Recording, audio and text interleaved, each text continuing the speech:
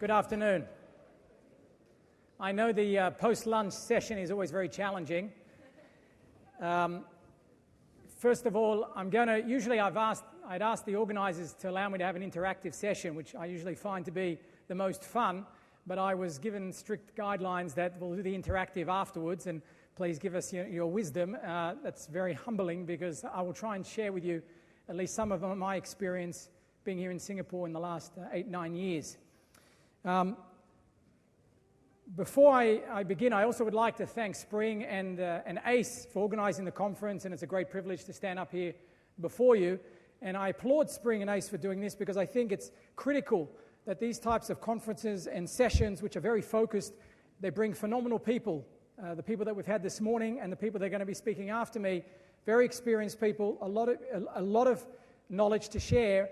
And I think that it's very, very important to continue having these sessions, and I encourage ACE and Spring to continue to do this over the next year. What I'm going to try and do over the next 30 minutes, which is a challenge, and what I've been asked to do is to touch on three main topics. One topic is to contrast, in a way, use the Israel venture capital phenomena, and to highlight very, very briefly what happened in Israel and what are the main ingredients for a venture capital success. I'll then move on to talk about, obviously, what's been happening in the last 12 months, how this impacts people like myself in terms of venture capital, and what we think and what we see our companies doing today. And that will touch more on, I would say, more mature companies or companies which are early stage but already have customers and businesses and what they should be focusing on. And the last part is really, again, for entrepreneurs at all stages. Now, you'll bear with me that my group, Giza Venture Capital, has been focusing the last 15 years on investing in technology. But what I'm going to try and make sure I do is to include all of you out there who don't just focus on technology, and I think some of the messages and the lessons really apply across all industries. So let's begin. Some of you have heard, of course, about Israel, know of Israel. You often read about Israel for the wrong reasons on the front pages of the paper. But one of the great things that I'm very proud of that has happened is that Israel, against all odds, and in a very short time frame since the early 90s, built a very vibrant and successful venture capital industry. And if you look in 1991, and Israel, of course, we know is a very small country. Its population is around about 6.5 million people. It has no natural resources. As the joke always says, when Moses went through the desert, instead of taking a right turn, he took a left turn. If he would have taken a right turn, we've been sitting on a lot of oil, but we have nothing. So we basically all we have is natural resources, and I'm going to relate in a very big way through my presentation. But what happened? 1991, only one fund. Today, more than 80 funds, more than 1,000 venture-backed companies. Okay, there's many more companies, 1,000 venture-backed companies, and there's between 300 to 400 or 500 companies created annually. Amazing. How much money was raised in the last 15 years? Well, by funds, venture capital funds, again, this is not private equity funds, some private equity funds, and not hedge funds, but venture capital funds, about $14 billion in the last 15 years, and by high-tech companies, for the most part, $20 billion. It's quite a figure when you're focusing just on venture capital and technology. In fact, as many of the investment banking analysts have said, and this was 6 months ago and 12 months ago, there is more money being invested in the Israeli technology market than there is being invested in China. And I'm not talking about being invested in bricks and mortar and in big labs and fabs, etc. I'm talking about being invested in R&D companies. The exit is also a very interesting story. More than 100 Israeli companies are listed on the NASDAQ, on US stock exchanges, which is more than any other country outside of North America. Why? What are some of the ingredients from Israel, but which should actually apply to many other countries around the world? The right DNA. You need the right DNA of knowledge, innovation, and entrepreneurship. Human resources. We'll talk about this. Human resources which are drawn from academia, from defense, and in Israel's situation, from immigration. More than 1 million Russians who came to Israel at the end of the 80s and early 90s, many of them physicists and many of them scientists. But it can apply anywhere, particularly what also Singapore is trying to do in its own scale in terms of encouraging immigration. Entrepreneurial, cultural, and spirit. We'll come back to that in specific detail. Commercialization of defense-related technologies.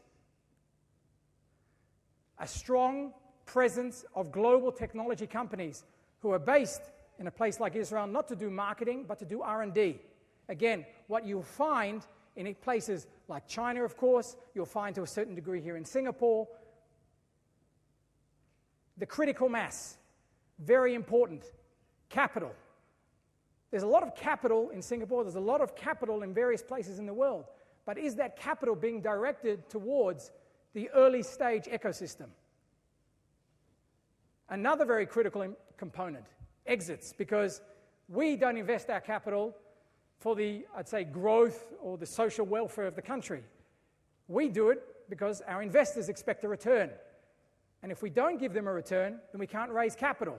If we can't raise capital, then we can't invest. So exits is very critical. And again, what is required as an ingredient for a venture capital ecosystem. And lastly, obviously, a modern infrastructure, government support.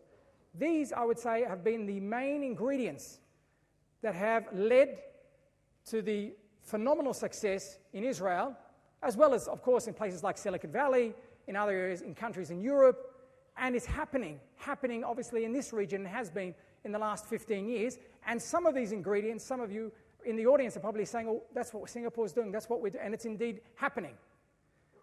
What is something which is the most critical, which many people always ask and try and replicate?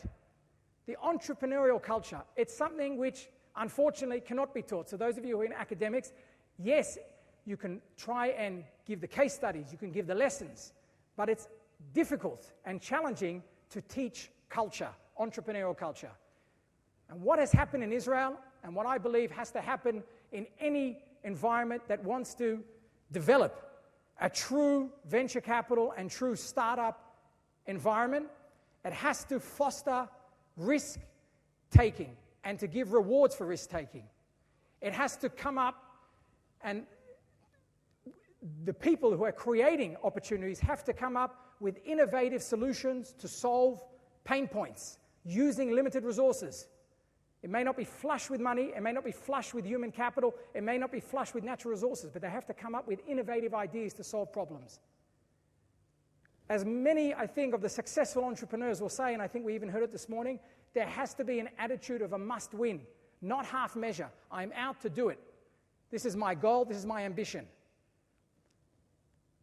Bo this morning spoke about Singapore as a test bed. And again, I've been living here for 9 years, and there's no question that many startups have begun here and have relied on government and government policy, which has been phenomenal in terms of e-government, and have relied on the private sector here to do test bedding. What I have found is that unfortunately the challenge comes when you want to go outside of Singapore, when you have a product that you want to take into Vietnam, when you want to have a product that you want to take into India, into the Philippines, into Thailand. An entrepreneurial culture, a person has to think, if not globally, he or she has to think regionally. And the last point, which was again mentioned this morning, is persistence, commitment, endurance, or as we say in the Jewish language, in Yiddish and in Hebrew, chutzpah. You have to have that guts, that ability to stand up in front of a client or a potential client and not leave until he gives you an answer that he'll see you again. Let's move on quickly to what has happened in the last 12 months, 18 months, and which is going to impact this world of ours in the venture capital and in the startup world for probably the next 12 to 24 months at least. What do these pictures, these cartoons have in common? Even when resources are limited, even when there is a global crisis, a financial crisis, innovation does not stop. The jet engine, the helicopter, sticky tape, radar, things that we now take for granted, all were invented and during the Great Depression.